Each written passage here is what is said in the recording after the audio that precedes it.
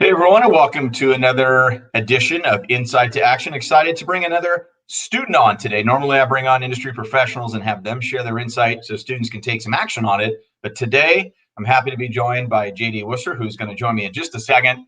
And he's going to share with all of us a little bit about what's going on in his life as it relates to himself getting career ready. So JD, thanks a lot for taking the time and sharing your parts of your life and your story with us. Matt, thank you so much for having me on. I'm really excited to be here. Good. Hey, let's just jump right in. Was there a point in time where was the first job or career advice you got? Was it high school? Someone put their arm around you around the old family barbecue, or maybe it was when you got into college? What was that first piece of job readiness advice you got, and has it stuck? I would say like the first piece of job readiness advice is really, really standard. It came in like a freshman high school class, and it was just about having an organized resume. And no, it hasn't really stuck with me. I don't think that having a resume is something that is like super important. Obviously, it's important to have a very organized resume and to put these like bullet points and the important points on top. But I think that's a skill that I could easily like have picked up in college and like later on down the road. So it hasn't really stuck with me. Got it. And that's fair. You know what? I appreciate the transparency. We're going to come back to later on about advice maybe that has stuck, but we're going to come back to that. I want to just kind of move on to as far as the skills that you think or that you know are going to be helpful for you. What are they? If you had to shortlist them, or maybe there's a long list. Again, this is just your opinion in terms of what skills do you think are going to be important for you to really get as career ready as you can. That's a great question. You're really putting me on the spot here. Why they pay me the big dollars. Yes, sir. Yes, sir. I think my skill set is really difficult to define. Unlike a lot of people who have a tangible skill set, such as development or coding, things like this, my skill set is more intangible because I didn't grow up with a computer when I was like 10, 11, 12. I haven't been into coding or graphic design or developing these like really solid skill sets. I'm just now getting into that because sports has been my background. I originally came to Santa Clara to play baseball, and I got way more interested in business. I stopped dreaming about pitching in the World Series, and I started dreaming about, bringing a company to an IPO. So that's when I started to transition more to the business side of things. And I realized my biggest skill set that I have to offer is leadership. Something that is really transitioned or I've taken from sports and I've tried to apply to the business world. All right, you ready to talk about putting you on the spot? Here's one that may put you on the spot. And I believe you may have asked me this question. I think early on when we first met, I was doing a project. I think you're part of that project, if I'm not mistaken, at Santa Clara University. And you asked me, hey, what does leadership mean to me? Let me ask you this. You just said leadership. What does leadership mean to you just right now in your present time? What does leadership mean to you? That's a great question. Leadership is just about there's 5 steps that we went over in this class that I feel really encompass what it means to be a great leader and an active leader. And the first is modeling the way. So setting the example, being the first person to go out and to do something and taking the initiative and showing the team, hey, this is how you do it. The second, obviously, is very important, is inspiring a shared vision. So what is this thing going to look like 5 years down the road, 10 years down the road? What is the end goal, and how can I get everyone to buy into that end goal? How can I get this person to see themselves succeeding in the overall company vision? And then third is to challenge the process. If something's working, why is it working well? If it isn't working, what can we do to make it better? Always looking to improve things, so never being satisfied with just this working well enough. Enabling others to act is another huge point. So giving my team members all the resources that they need. And finally, encouraging the heart. Celebrating team victories is a big part of that, and encouraging people. If I give them an assignment, I'm checking in with them, asking, hey, is there anything I can do to help you, to make the process more easy for you? And then listening, encouraging, asking for feedback, encouraging honest feedback, and then listening to that feedback is really a big part of it, because you have to surround yourself with people who are smarter than you, like you said. It's really important to surround yourself with that mastermind group, because you're not going to be able to learn everything and to do everything. You need to surround yourself with experts and get them to buy into that overall vision. You are wiser beyond your years. I save a spot for me on your team. I'm all in. No, good stuff. I appreciate it. I want to talk to you about a job search and just the job search process. And again, this is just your thoughts, your opinions on what you think it takes to put on or launch, if you will, a successful career search. Maybe some things that you've done that have worked. You can share those examples. Maybe some activities that you've thought were part of a job search, maybe that you just don't put as much time into now. Would you mind answering just both of those, just to give us a quick sketch? Yeah, Matt, I feel really bad because I have trouble answering those questions because I haven't actually done a traditional job search.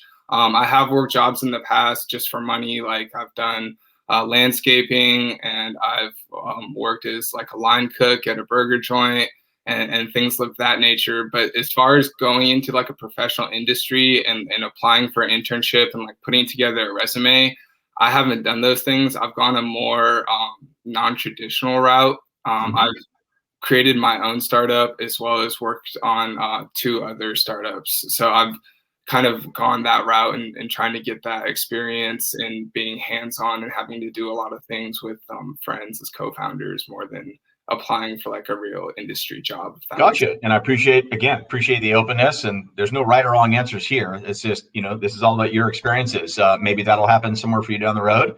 Hey, and if it doesn't happen for you, all the better, right? If you're going down a different path, and that's totally fine.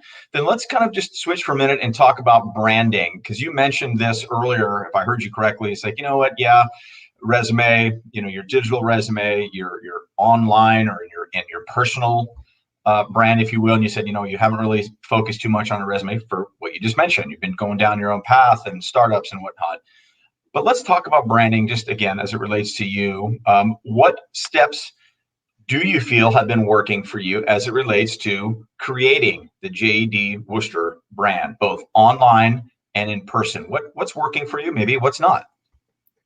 I found that online LinkedIn has worked and it's been a great platform for me. Not only connecting with other students, but connecting with industry professionals. I read a statistic that like only 1% of all internet people who are online are creators. So I found that creating your own content, finding what that valuable piece of information or edge that you can offer, whether that's investing or sports or mentality, and creating content and putting that out on LinkedIn will help you get a better following. And lately, I've found myself connecting with different people in my classes.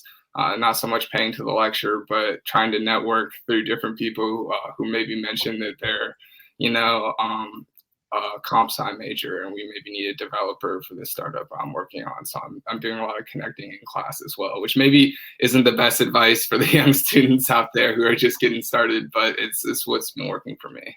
No, networking comes in all shapes and forms, right? And when it happens, it happens. It's, organically is the best. Look, who am I to sit here and judge you saying, hey, you should network while you're in class? No, it's kind of whatever works within your framework. But networking is part of a job search, as we talked about. Branding is, whether it's for the traditional sense or maybe someone like yourself. Let's just put you through a hypothetical scenario, if you don't mind. Just work with me on this one. But, if you're in the, looking for funding, for example, you're looking to, you bring in your platform, your business concept, to the market, and you looking for funding, you're going to have to pitch it, right? You're going to have to verbalize, you have to articulate who you are, what makes this different, what's the solution you're solving, what's your hook, what's the emotional connection, all of those elements, right, of putting together a pitch, and it's presenting yourself. Have you done that? And are you comfortable with that? What's worked? What hasn't? I know that was 4 little elements right there, but we can break them back down again if you need. But where I'm going with this, JD, ultimately is, the art and skill, if you will, of being able to articulate yourself as a brand in person is important now, probably more than ever, because there's so much noise and clutter out there being sent electronically. When you get the chance to meet with someone over Zoom or in person, are you truly prepared to articulate your story? So let me back up to the questions. Have you had the opportunity to present, whether it was a mock or whether it was real for funding, to pitch your idea to a class, part of an entrepreneurial program, anything that you've done that's you reflected back now and say, hey, that worked or that didn't work in terms of presenting yourself? Yeah, thank you. That's a great question. The one time that I have done an elevator pitch was to get into the Bronco Venture Accelerator, which is a great program run by Morgan Slane at Santa Clara University. And it's for my fashion brand Fiore. It was a quick minute 30 pitch, and I found myself rehearsing it before doing it in person with him. And reflecting back on it, there was a bunch of things that I definitely could have done better, in terms of really communicating clearly the value proposition of what we were offering and the problem that we were trying to solve. I think those two things are the most important parts of any elevator pitch. And I think it's really important to know who you're speaking to do your research, and to mask, or not to mask, but to kind of mirror their personality, to understand, hey, what kind of guy is this that I'm approaching? What are their interests? What kind of person are they? And how can I best approach this situation to really make a connection with them? And along the lines of that come, eye contact and a firm handshake, etc. Right. Yeah. And I joke, but I'm also really serious at the same time. And I often share this, whether I'm delivering a keynote or in my group workshops for high school, but predominantly for college students. I say, look, I'm not a comic, but it's an art and it's a craft. And I know the three laws or guidelines of comedy. I'm not one myself, but I know the guidelines. It's know your audience, timing, and delivery. That much I know, and you mentioned those, so that's why I'm echoing what you're saying, because it's really important. I'm glad you already have that knowledge, because those three things are so key. And there's nuance to it, is make an emotional connection, but that's knowing your audience, right? That way you know how to. What's your hook? What's the problem? And what's the solution that you bring to that problem? All of these elements, but being able to do it calmly, concisely, and confidently. So no, I appreciate you sharing that. Right. In terms of, And that's easier said than done. You know what I mean? It's really easy for me to sit here and to say that, but to do it in person, when the pressure's on and the butterflies in your stomach, it's really, really difficult. And I think the only way to get better at it is through practice. And that's really tough, I know, in the online and the COVID environment. But I think this is why your service talk shop is so great, in providing people the opportunity to practice these face-to-face interactions. And I think if it wasn't for sports and talking to some of these coaches and some of these recruiters at an early age, and like having to brand myself as an athlete, I don't think that I would be nearly as good as I am at it. Well, first of all, I appreciate the plug. Absolutely. This is why I'm here. This is what makes it worthwhile. But look, you talk to any athletes, you and I are, both have athletic backgrounds, and you talk to any star athlete that is currently playing or that used to play, and they'll all tell you, look, if you're not a little bit nervous, if you don't have that little butterfly or a big one, then you're not in the right spot. You should, of course, be a little nervous, but it's also, there's confidence. You can have confidence and be a little nervous at the same time. And you're right, it comes from practice. Just real quick, whoever watched the Super Bowl last Sunday, those players just don't show up on a Sunday and play the game. Oh, there's been habits that have been put into place. They've been practicing. They've been working through every possible scenario and contingency, and it's no different in business. It's just using a sports cliche into the real world. That's the reality. So you've got a handle on that. Let me ask you this as we kind of just round up our time together today. Maybe we can talk more down the road, and we'll stay in touch as you evolve, because it's exciting what you're doing, which we're going to talk about also in a minute. Have there been any questions that you have ever been asked that just make you uneasy? Could be a traditional interview, maybe back in your burger line days, if you will, or something that you've, through the entrepreneurial board. I'm sorry, you said it was called the Bronco Accelerator Program. Mm-hmm. Is there any typical or not typical questions that you get that just made you uneasy? In terms of business or personally, or? Let's keep it to business. I mean, I think, the personal questions, look, if you're willing to share that, great. That's some vulnerability, which is fantastic. But just maybe more on your education side, on the work side. And I guess the spirit of that question is, I'm trying to help others that, whenever I get this question, I just never really know how to answer it, or it always makes me a little uncomfortable. It's a little uneasy for me to answer those questions when I get them. And anything like that that you ever face anything like that? Yeah, 100%. I hate the where do you see yourself in 5 years question. And how have you handled it? I think it's an important question to ask, so I try not to invalidate the person who's asking it. I have a tough time answering that, man. It's a tough one, right? Because I have a concept and I have an idea and I have a plan, but it's not something I'm comfortable always sharing. I feel like some things are better kept just like to yourself, if that makes sense. And then it's just really hard to picture yourself 5 or 10 years down the road, because you never know where life is going to take you, and you never know, the next day I could discover, I don't know, ski racing, and it could be my passion, and Right. that could take me to the Olympics, and that could be the biggest thing ever, and that could consume my entire life. So I hate the question of like having a plan and like knowing like 5 years off a promotion and 10 years off a gold watch and I'll retire. And I say this with all due respect to hiring managers, to recruiters, to anyone that asks that particular question. And thank you for sharing, by the way, because that's on my list of questions that I really dislike. I don't think it serves much of a purpose, to be honest. I'm more of a behavioral type question to get someone to thinking about scenarios. How would they react to it? How would they handle it? What would they, what have they learned? Those are my types of questions. That's in my wheelhouse for me. But when someone asks me, well, Matt, how would you, how do you handle that? And I would handle it somewhat like you did, really. But I would add this, and this is just kind of a little coaching bit right here for the fun of it. It's, first of all, I said really clear. I don't like the question, and it's okay to be honest. There is no perfect answer to that. It's like, you know what?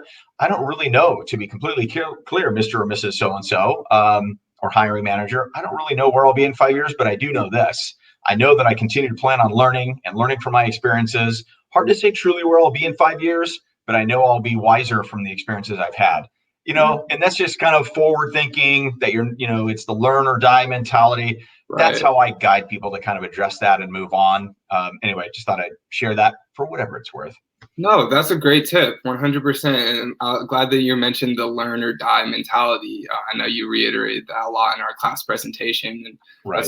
that's a great way to answer that question. I need to think of a better word than die. That's just kind of it's a little harsh, but it's I don't want to say learn or quit, but it's just a continuation, always wanting to learn and never be complacent in that aspect.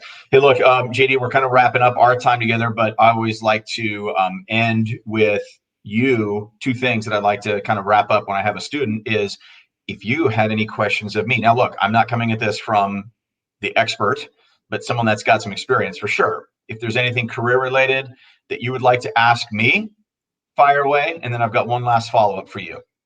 Man, you know that I played football for 4 years. I thought I was going to play football in college. I was the quarterback on my high school football team.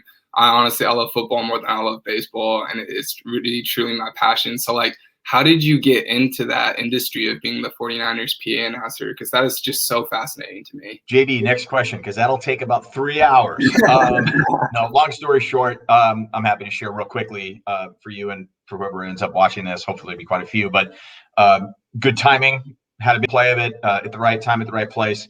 Long story, I was actually at San Jose State. I was an intern right as I was getting ready to move on out of school. And I was doing an internship with the sports information director. At that, I was at a women's gymnastics meet, ended up meeting or getting an introduction to the head coach.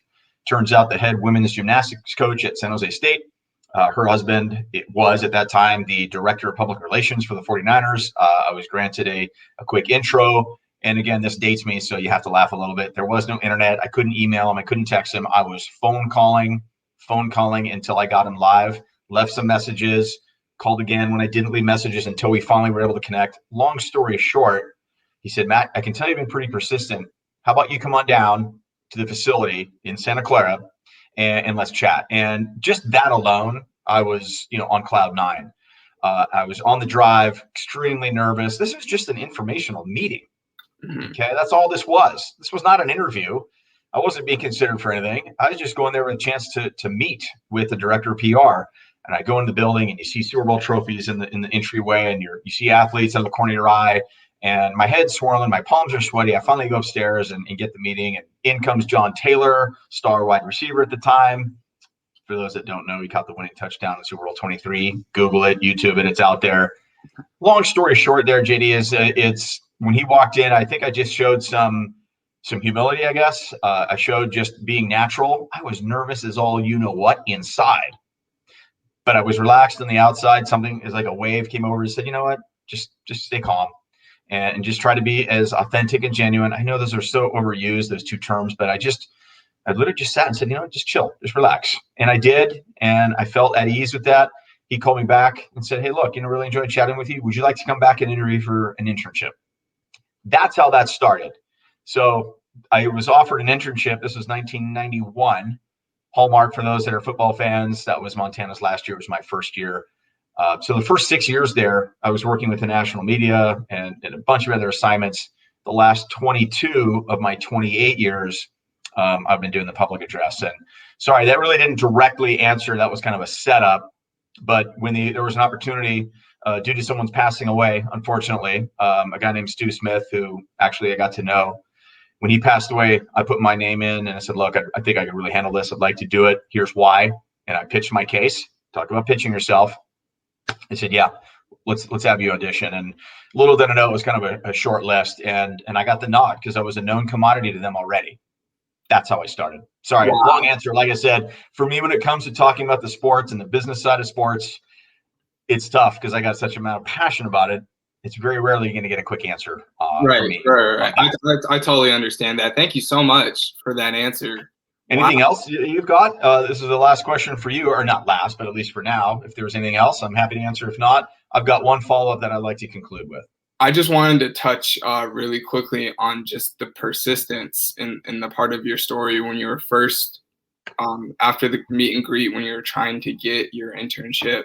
Can you speak a little bit to the self-belief aspect that you had? I mean, being a young guy after working in college and stuff like that, you you might think someone else might think that they have no business going and being in the 49ers. So can you speak to like maybe what made you believe in yourself to the point where that calm came over you before that second Love meeting? that question. And when I bring on guests that are currently working, they're professionals in their space, I always ask them this same question. Let me know if this is kind of what you were after, or if I'm off track. But I always ask them, because these are hiring managers, these are people that can take action on bringing someone on board. And I say, look, where do you draw the line on a candidate, a college student, being persistent or being annoying?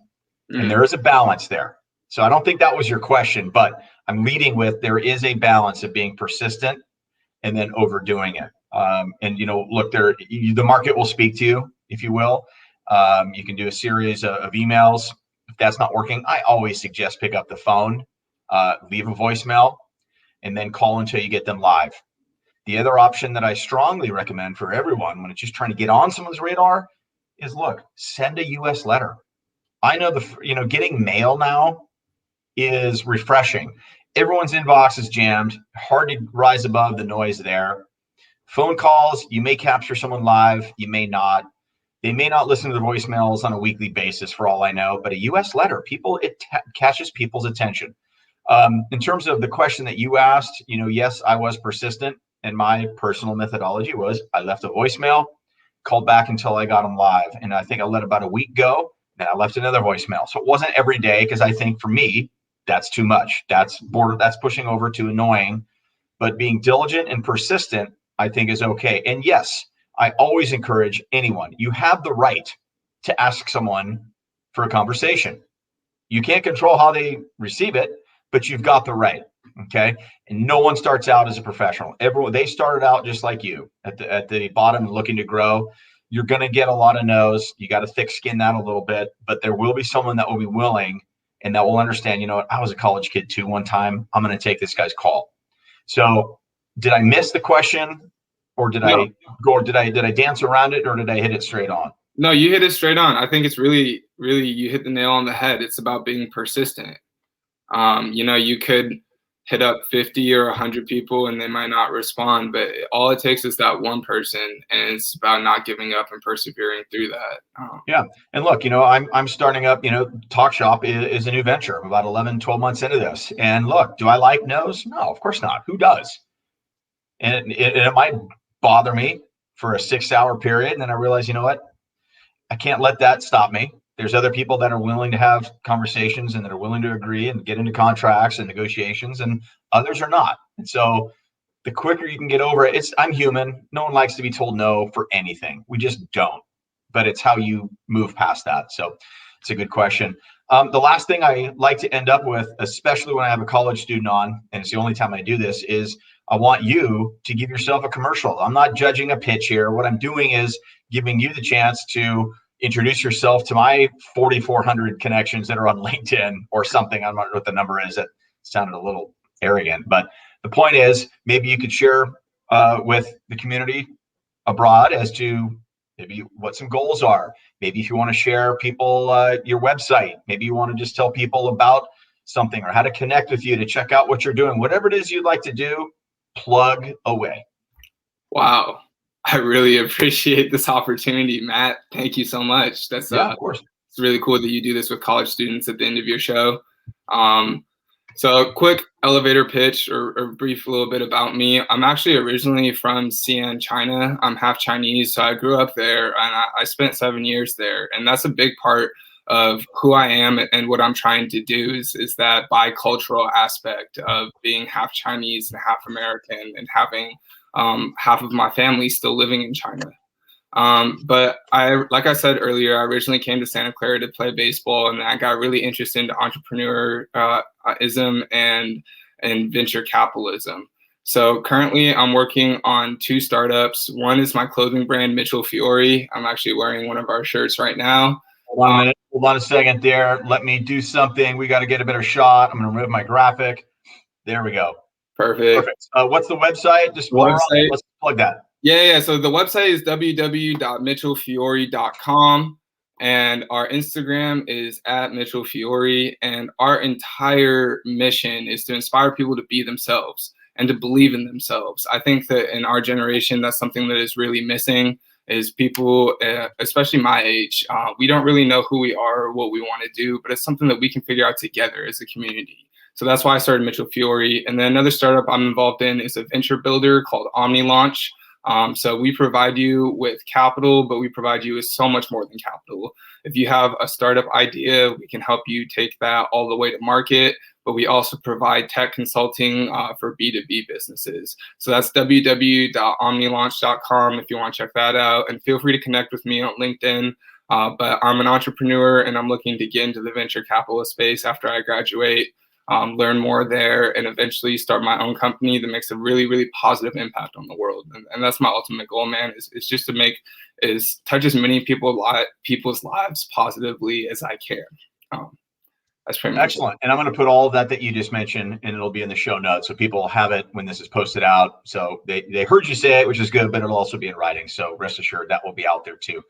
JD Worcester, I knew this would be a good interview ahead of time. It definitely was exactly what I thought and more. So appreciate you taking the time. And most importantly, I'm excited to stay in touch with you just to see where your career arc takes you. I know there's going to be some good things in your future, and we look forward to staying in touch. I look forward to staying in touch as well, Matt. Thank you so much for having me on. This is such a cool opportunity. I really appreciate it. And for everyone else, please check out Talk Shop. This is such a cool opportunity to develop your communication skills. And something we really need is face-to-face communication in our generation. So wow, I almost feel like I paid you for that, although I didn't. Anyway, all right, JD, I appreciate it. We'll talk soon. All right, talk soon. Thank you again.